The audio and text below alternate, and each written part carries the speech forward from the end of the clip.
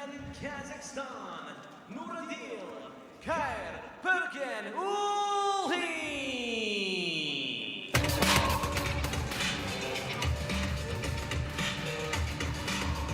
Kazakhstan returns to the finals with 20-year-old Nuradil Kairbergenuly.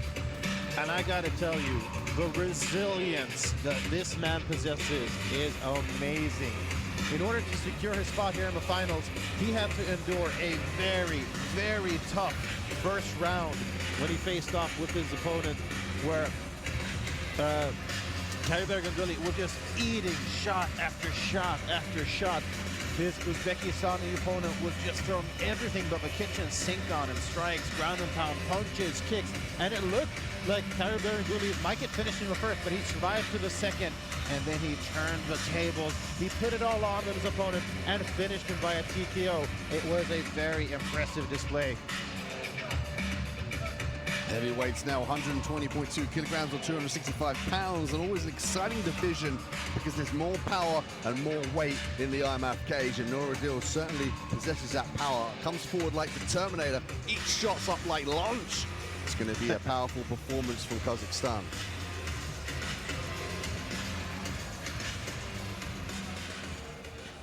And now please welcome his opponents, representing RMMAU, Khetag, Sabeev.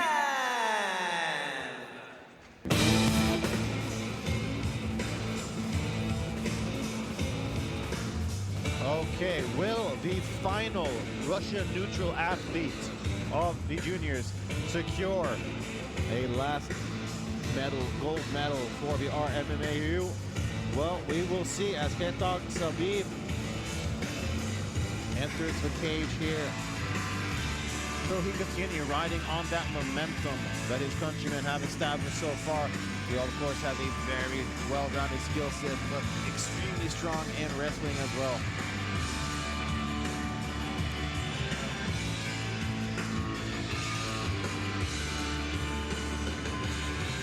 Cutwoman Jess Isaacson preparing our fighter for these finals.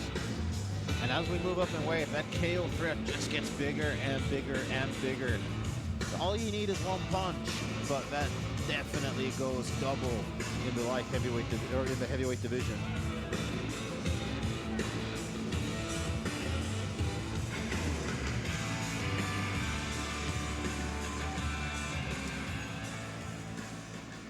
Ladies and gentlemen, I now present 3 3-minute rounds in the junior heavyweight final. Introducing first in the blue corner, representing Kazakhstan, Nuradil Kairbergenuly. And his opponent in the red corner, representing RMMAU, Khetag, Sabeev. Your referee in charge of the action from Spain, Antonio Garcia.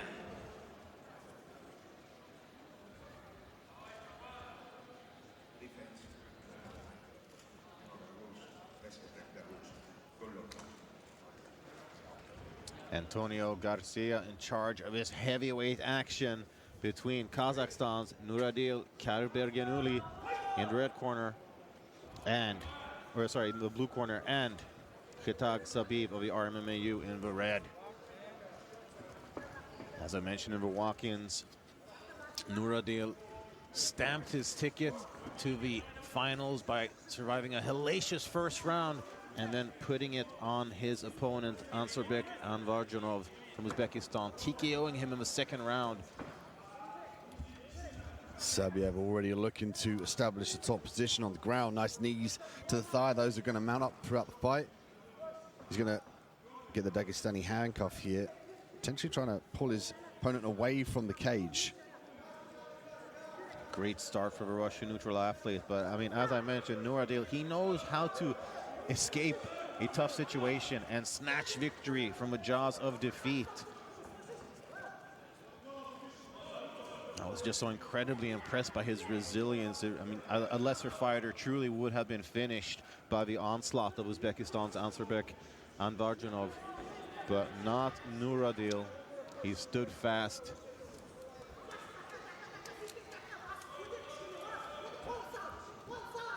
Sabeev did a great job of utilizing his head to prevent that circle round on the left arm of Nuradil.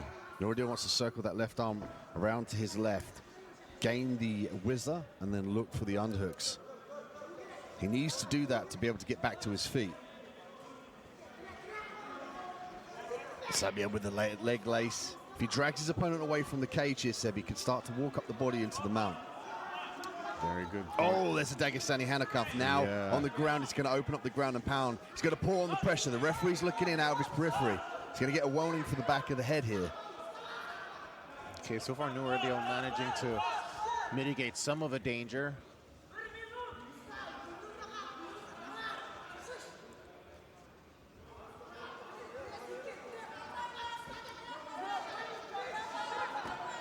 And at this level of a game, there is no room for error. It really could cost you. So both fighters very methodical.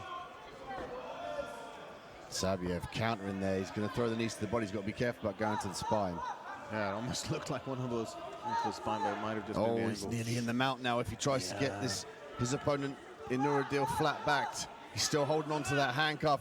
Oh, he's got one hook in now. He's a large man to have on you.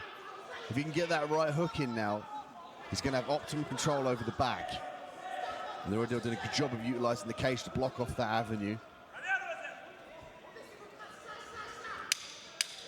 Final 10 seconds, and it looks like the Russian neutral athlete will end this first round on top, landing ground and pound on this Kazakhstani opponent, and one-way traffic courtesy of the RMMAU, the Khetag Sabeev. Great start to the fight, but I really cannot understate the resilience and come from behind mentality that Nuradil has displayed so far in the tournament.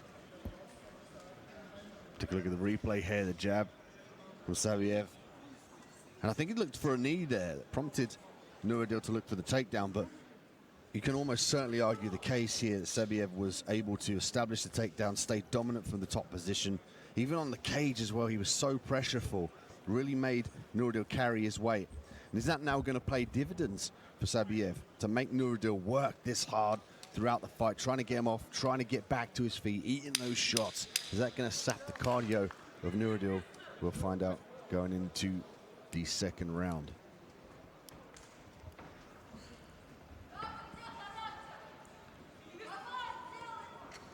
This one brought to you by palmsports.com and Abu Dhabi Sports Council. Here we go, touch of gloves and second round. Oh, nice leg kick there from Sabeev. That did some damage because he took the bottom position willingly, knowing that Sabeev can control from here. Sabeev now, early on in the first 10 seconds of the round, establishes the top position, walks his way to mount. He's going to drag his opponent away from the cage. Possible head and arm triangle choke here. Oh, punishing ground and pound. Sabeev looking for the finish. The referee is close. If I was in Sabiev's corner, I would ask him to pour the pressure on and convince the referee for a TKO stoppage. That is some very sound advice there, Mr. Dean Midhat.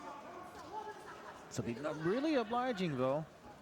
Seems to want to secure the position a little bit more. Smart play as well. We usually always say position before submission, but in this case, it's position before the ground and pound. He doesn't want to allow Nuradil to get half guard, to get back to his feet.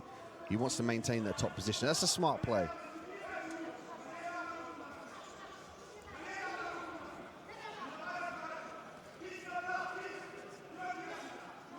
Sabeev doing a great job of utilizing his hips, hip-to-hip pressure on his opponent.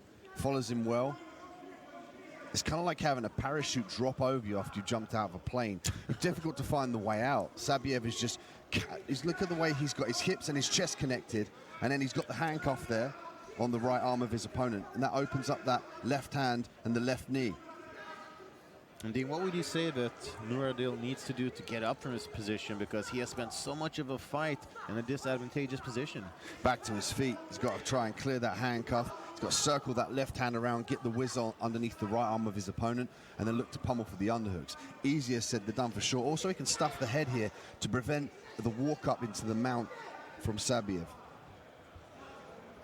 Sabeev staying very heavy, very tight on his opponent. not letting Nuradil get any space to breathe.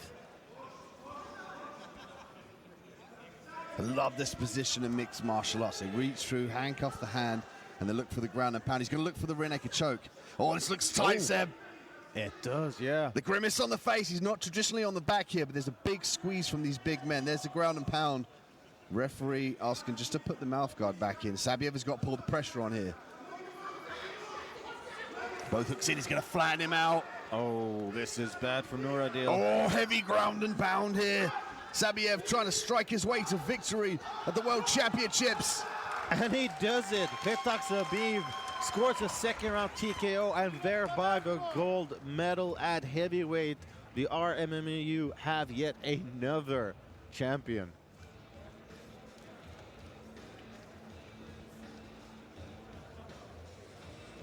And it was just all pressure from start to finish. A fantastic leg kick that sort of started off a sequence of events that led to the finish. Look at this heavy ground and pound. The second he flattens out his opponent, he's able to just utilize both hands to slam the hammer fist and work his way to the TKO. A smart play by the referee there. Sabeev walks away with the gold. That was just relentless pressure from Sabeev. Very nicely done. That is how you win a gold medal. With the official decision, let's hand it over to Tricky Ricky Wright. Ladies and gentlemen, referee Antonio Garcia calls stop the contest at 2 minutes and 40 seconds of round number 2 for your winner by TKO. And now the immaf Junior Heavyweight Champion of the world, representing RMMAU, Khetag Sabeev. There you have it, Khetag Sabeev, the heavyweight champion on the junior scene here at the 2021 immaf World Championships. Second round TKO seals the deal, and we have arrived at the very last fight of day 1 of finals. It is super heavyweight. So if you thought that the big boys wouldn't get any bigger, you were wrong. Junior super heavyweights plus 299 kilograms or 659 pounds, Seb. There are bears that are smaller than that and weigh less. All right, let's hand it over to Ricky Wright. And now we move on to our final bout of the day. This one for the Junior Super Heavyweight Championship. Please welcome your first challenger into the cage.